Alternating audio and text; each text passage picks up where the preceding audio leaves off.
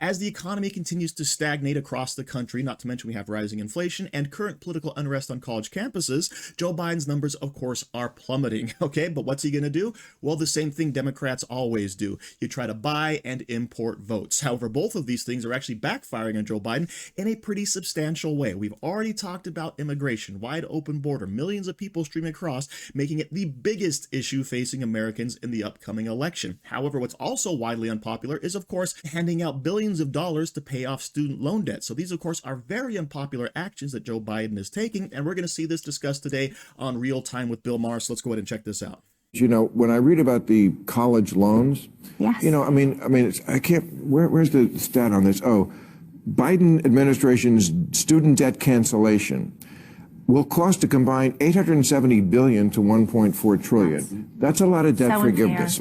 Okay, so colleges constantly raise tuition. Then the kids take out more loans. Then the government comes by and pays those loans. Okay, so my tax dollars are supporting this Jew hating? No, you I don't think all the so. tents. No, I agree with you completely. Now people are really upset. By the way, it was never fair. You can't have plumbers and pipe fitters paying for the student loans of doctors and lawyers. It's not fair. And I'm all for the government trying to help people who need it, but he did that as a political play, and everybody knows it. He's bleeding young people's support. It hasn't worked. If you look at issues that young people care about, Gaza is like 15th out of 16th, and the only thing that comes in lower than Gaza is student loan forgiveness. So it hasn't worked as a motivator for the youth vote, you know, half of which are out there chanting Genocide Joe. So it's backfired, not just in terms of public policy, but in terms of the politics, too.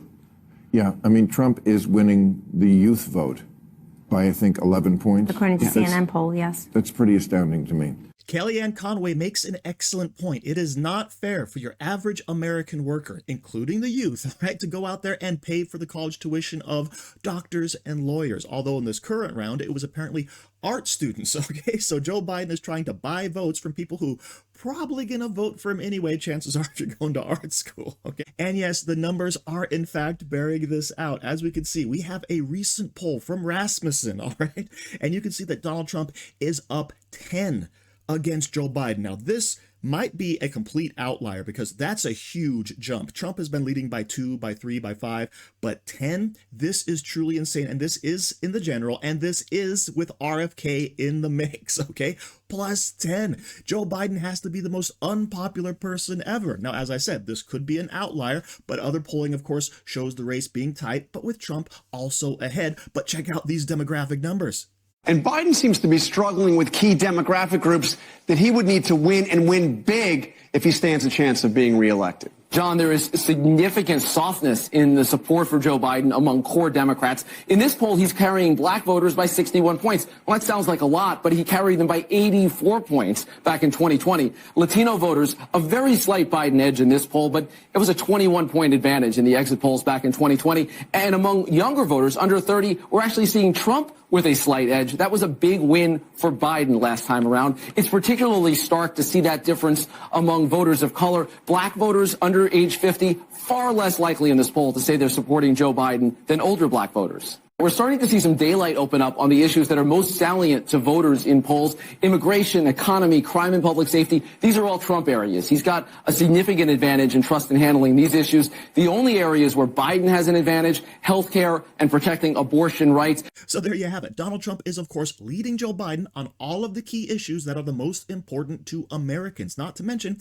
he is leading with the youth vote. And in many other polls, not that ABC Ipsos poll, he's actually leading with Hispanics. And of course, his gains among African Americans has been tremendous. And Joe Biden, of course, seems to be making every single misstep to lose all of these voters. So things, of course, are looking very promising in 2024, of course, barring any type of election shenanigans. Now, of course, what is the most delicious about this is, of course, the Republican attacks on these issues. So check out this ad.